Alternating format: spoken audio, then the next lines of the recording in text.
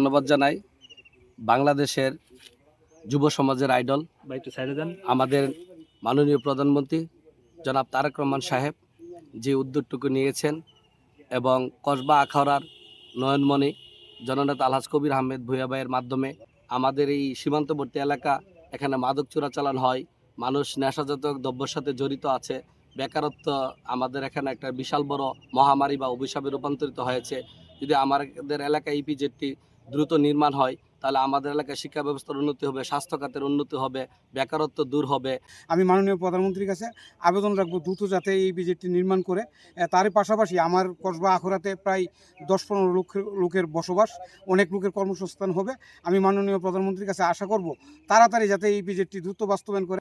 আসলে আমি অনেক দিন ধরে এই চেষ্টা করতেছি। হ্যাঁ, আমার প্রিয়নেতা আলহাজ কবির আহমেদ ভূঁইয়া ভাই, ওনার সাথে অনেকবার আলোচনা করেছিলাম যে এখানে একটা শিল্প এলাকা করা যায় কিনা, যেহেতু কসবা আখড়ার মধ্যবর্তী স্থান হলো এই 3 লাখ ফিট।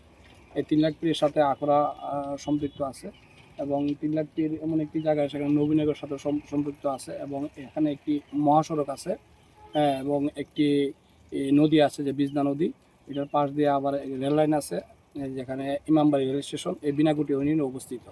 সুতরাং সড়ক পথ, নৌপথ এবং রেলপথ এই তিনটাই এখানে আছে। বিনাকুটি ইউনিয়নে 3 লাখ ফিট স্থানে সংযুক্ত আছে, যে কারণে আমি অনেক আগেই প্রস্তাব করেছিলাম। আমার প্রিয়নেতা আলহাজ কবির আহমেদ ভূঁইয়া ভাই উনি এটা আমলে নিয়ে উনি বলছে ঠিক আছে, আমি চেষ্টা করব এটা করা যায় কিনা। সেই সুবাদে আমরা উনি দরখাস্ত করেছেন এবং আমাদের এই দরখাস্তটা, এই বিজেট নির্মাণের দরখাস্ত, এটা গৃহীত হয়েছে। আপনারা দেখেছেন, ইতিমধ্যে আপনারা দেখেছেন এই ফেসবুকে। আসলে এটার উপকারিতা হলো আপনারা হয়তো জানেন আসলে ইপিজেড কি।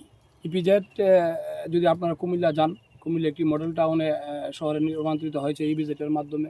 এবং আপনারা যদি ঢাকা যান, আপনারা যে জায়গাতে ইপিজেড আছে ওইখানে গিয়ে দেখবেন ওই এলাকা এত উন্নত হয়েছে, ওই এলাকার মানুষ এত উন্নয়ন হয়েছে এবং ওইখানে কর্মসংস্থান অনেক বেড়েছে। যেমন এখানে ইপিজেড স্থাপন হলে বাউন্ডারি জেলার জন্যে আমাদের সবার উপকার হবে, কারণ এখানে কয়েক লক্ষ লোকের কর্মসংস্থান হবে, মানুষ উপকৃত হবে।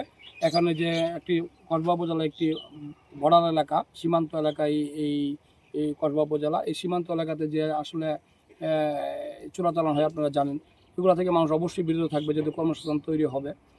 বিভিন্নভাবে আমাদের এটা অনেক উপকারী হবে।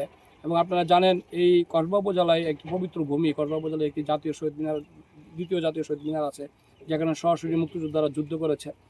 আপনারা আখড়াতে একটি রেলওয়ে জংশন আছে এবং আখড়াতে আরেকটি স্থলবন্দর আছে, আশুগঞ্জ একটি নৌবন্দর আছে। তো আমরা বাউন্ডারি জেলা, এই কসবা উপজেলা আসলে আমরা অবহেলিত। সেই কারণে আমরা এখানে ইপিজেড স্থাপন হয়, এই এলাকার মানুষ উপকৃত হবে, যেন খুব দ্রুত এটার কার্যক্রম শুরু করে এবং আমাদের কসবা উপজেলাকে একটি উন্নয়ন করে এবং মডেল শহর হিসেবে রূপান্তরিত করে।